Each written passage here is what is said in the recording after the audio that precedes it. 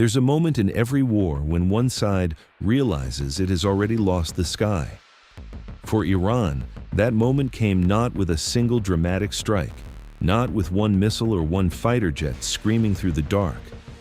It came slowly, methodically, over 30 days of calculated destruction. And by the time Isfahan's night sky turned orange with chain reaction explosions, it was already far too late for the regime to do anything about it. What you're looking at is a Boeing B-52 Stratofortress, a bomber that first entered service in 1961, older than most of the generals directing this war. And it is flying overland, deep inside Iranian airspace, dropping 2,000-pound bunker-busting bombs on hardened underground targets that Iran spent decades protecting. The fact that this is happening tells you everything about where Operation Epic Fury stands right now. To understand why B-52s flying overland over Iran is such a massive development, you need to understand what this aircraft actually is and what it is not. The B-52 is not a stealth bomber. It does not hide from radar. It cannot slip through defended airspace undetected. This is a massive aircraft with a wingspan of nearly 186 feet, a top speed of around 650 miles per hour, and a radar cross-section the size of a small building. Every air defense system Iran built over the past 4 decades was, in theory, capable of tracking it. Iran's domestically developed Bavar-373 air defense system has a detection range of almost 200 miles, more than enough to spot a B-52 long before it reaches a target. The Russian-supplied S-300PMU-2 batteries Iran purchased were specifically designed to bring down aircraft like this one. On paper, Iran had everything it needed to make B-52 overland missions a death sentence for American crews. On paper, Chairman of the Joint Chiefs of Staff, Air Force General Dan Kane, stood at a Department of Defense briefing on March 31st and delivered one of the most telling statements of the entire operation.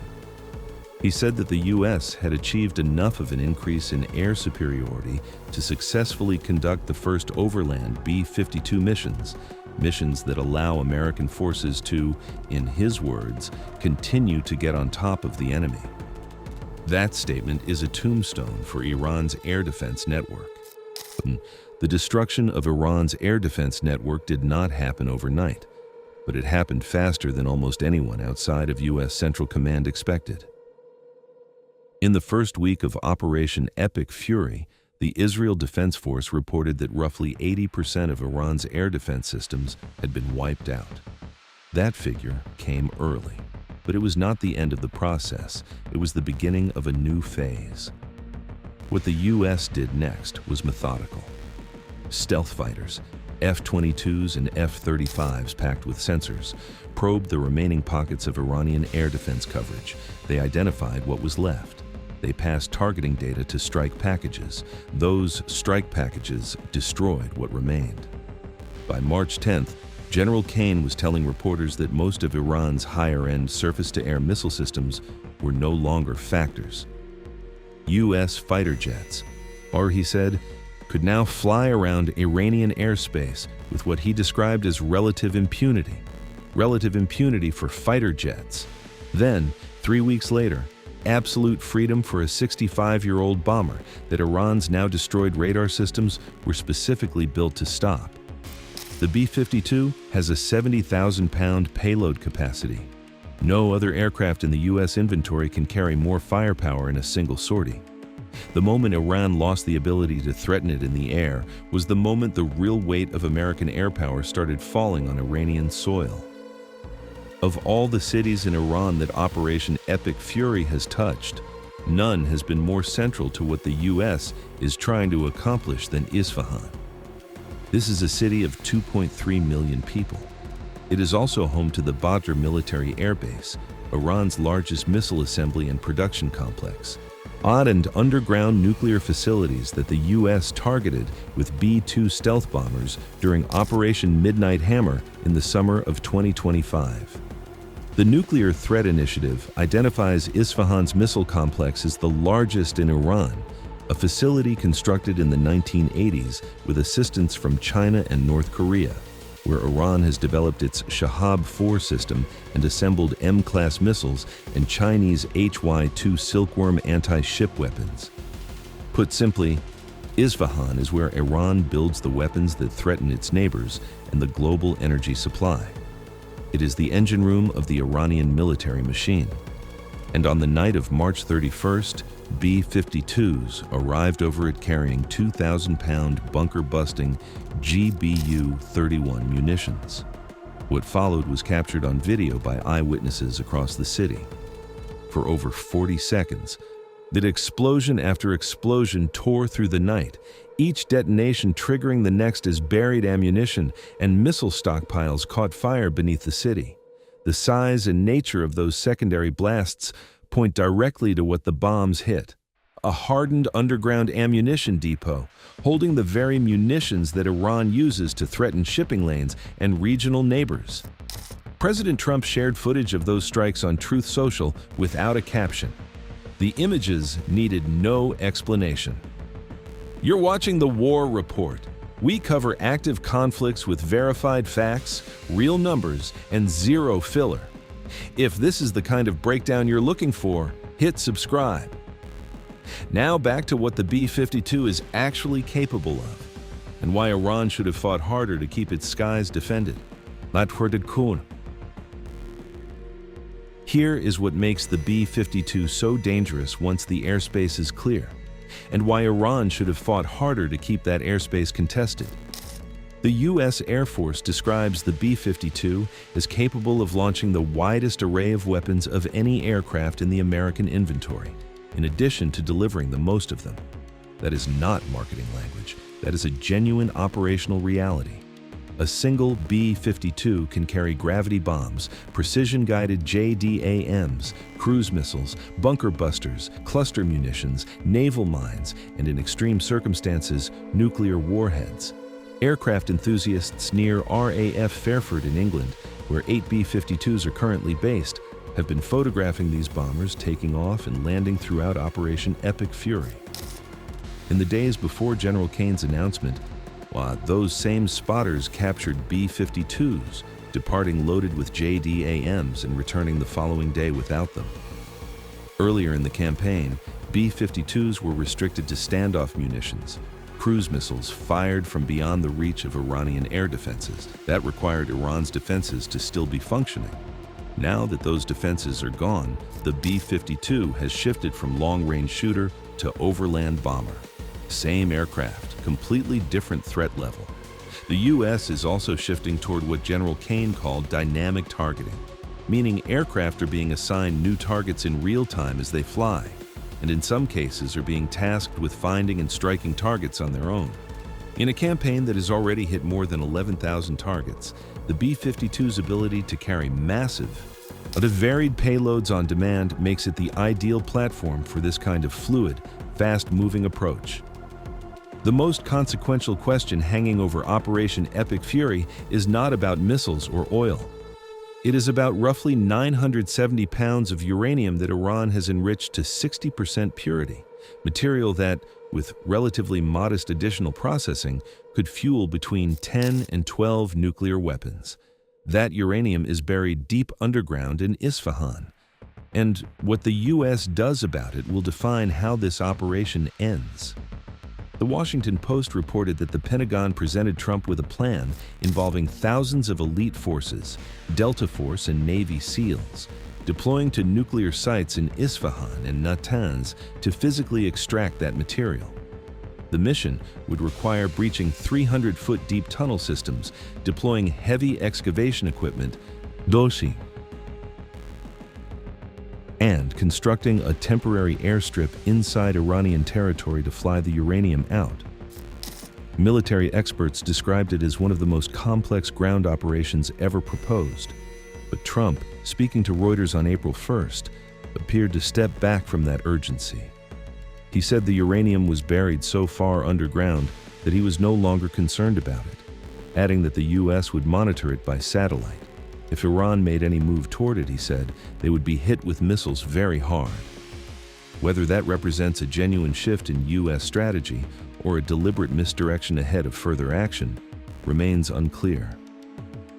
What is clear is that the B-52 bunker buster campaign over Isfahan may already be part of the answer. If those strikes have collapsed the tunnel networks leading to Iran's uranium storage sites, as some defense analysts have suggested, then the material may already be unreachable without major excavation, not removed, not destroyed, but locked away under hundreds of feet of rock. Whether that is good enough and for how long is the question that nobody has fully answered yet. Iran has not accepted what is happening in its skies without attempting to respond. Since Operation Epic Fury began, it has launched drone and missile attacks at Israel, Jordan, Iraq, and Gulf, states hosting American military assets. On the same night that B-52s were over Isfahan, Iran fired a ballistic missile barrage toward Israel, the vast majority of which were intercepted or landed in open areas. The UAE has released running totals of what its air defenses have absorbed since the conflict began: 438 ballistic missiles, 19 cruise missiles, and over 2,000 Iranian drones intercepted by UAE systems alone. Iran's ability to project force has shrunk significantly. With its navy largely dismantled, General Kane confirmed more than 150 Iranian vessels taken out of action, its air force rendered non-operational, and its air defenses reduced to isolated pockets. Iran's remaining offensive capacity is concentrated in its missile and drone arsenal. That arsenal is still dangerous, but it is being chipped away at with every passing day, and the manufacturing infrastructure that would allow Iran to rebuild it is increasingly rubble. On April 1st, Trump posted on Truth Social, claiming that Iran's president had asked the United States for a ceasefire, a moment he framed as proof that the campaign was working. The U.S., he said, would consider it, but only once the Strait of Hormuz was fully reopened. Iran's response was immediate and flat. Foreign Ministry spokesman Esmail Baqai stated there was no truth to Trump's claim. Iranian Foreign Minister Abbas Araghchi went further, telling Al Jazeera that Iran had no faith in U.S.-led negotiations, that the trust level between the two sides was, in his words, at zero.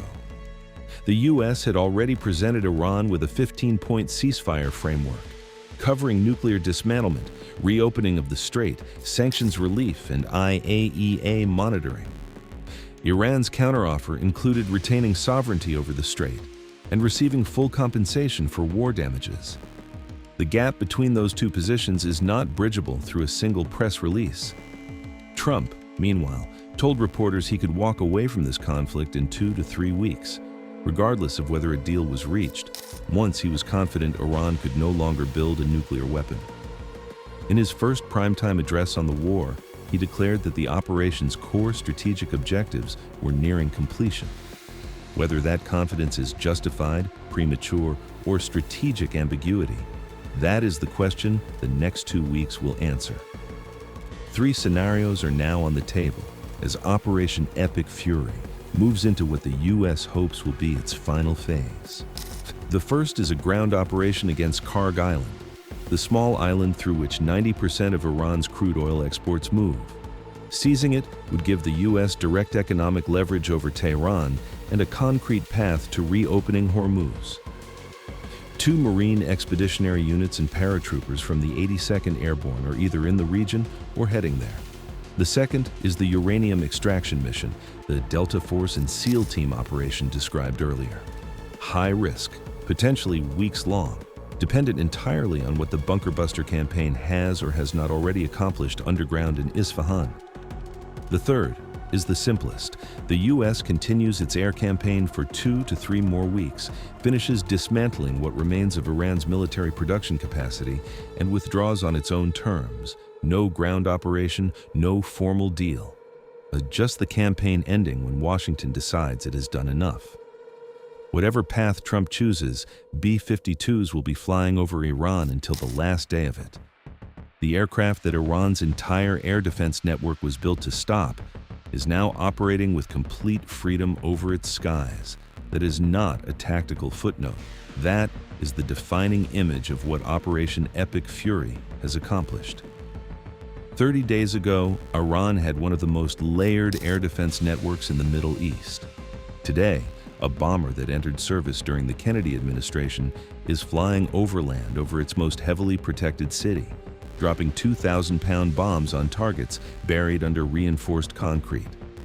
That shift from defended airspace to open skies is what Operation Epic Fury has been building toward. Whether the endgame is a deal, a withdrawal, or something nobody has publicly announced yet, the B-52 will be part of whatever comes next. Subscribe to the War Report, and our next video covers exactly how America's A-10 Warthogs are operating in Iranian airspace right now, and why Iran thought they were the end of the world. This video is based on publicly available reports, official statements, and defense analysis. Some details may be subject to change as the situation continues to develop,